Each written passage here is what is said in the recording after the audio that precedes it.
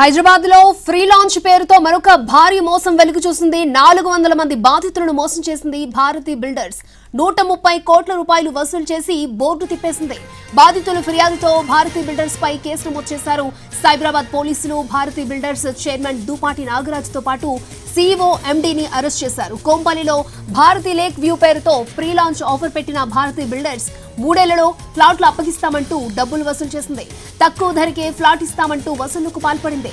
స్థలం కొనక ముందే కస్టమర్ల నుంచి డబ్బులు వసూలు చేసింది. ప్రాజెక్టు కోసం అహూజా సంస్థ నుంచి కూడా పెద్ద మొత్తంలో రుణాలు తీసుకుంది భారతి బిల్డర్స్. ఆ రుణం చెల్లించకపోవడంతో భూమిని టేక్ ఓవర్ చేసింది అహూజా సంస్థ. దీంతో డబ్బులు కట్టిన వారు రోడ్డున పడ్డారు.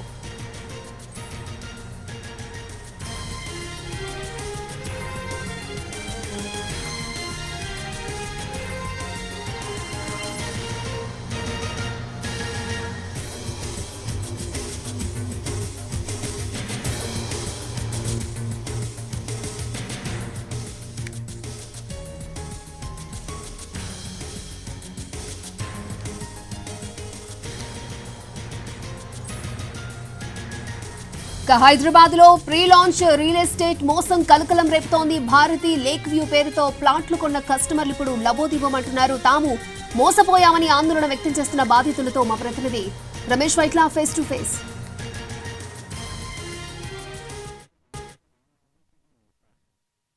హైదరాబాద్ లో మరొక భారీ మోసం వెలుగులోకి వచ్చింది.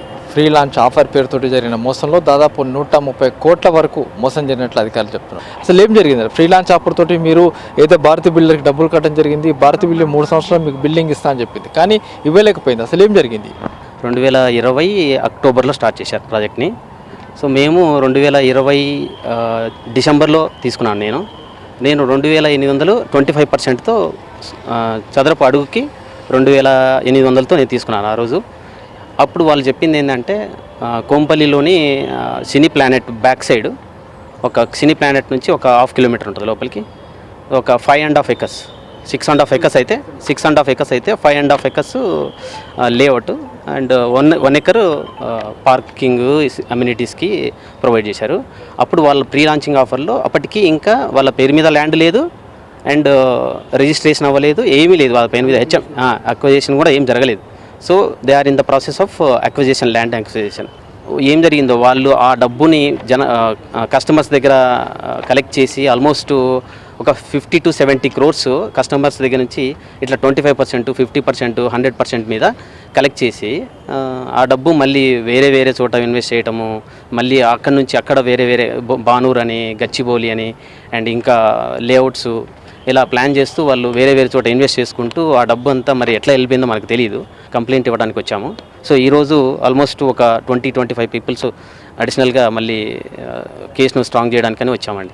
ఈ వ్యవహారం పైన కూడా పూర్తి స్థాయిలో కూడా అటు విచారణ జరుపుతున్నామని చెప్తున్నారు. అయితే మొత్తంగా 130 కోట్ల రూపాయల వరకు లావాదేవీలు జరిగాయి. దీంట్లో దాదాపు ఫండ్స్ పెద్ద మొత్తంలో డైవర్ట్ చేసినట్లుగా అధికారులు గుర్తించారు. కొంత ఫండ్ మొత్తం కూడా ఇతర ప్రాంతాల్లో కొన్ని ఆస్తులు కొనుగోలు చేసినట్లుగా అటు అధికారులు గుర్తించారు. అయితే ఈ డబ్బు మొత్తానికి డబ్బు కావచ్చు లేకుంటే ఆస్తులు మొత్తం అటాచ్ చేసి బాధితులకు న్యాయం చేసే విధంగా చేస్తామని అధికారులు చెప్తున్నారు. Camera person సంతోష్తో Ramesh వెట్ల.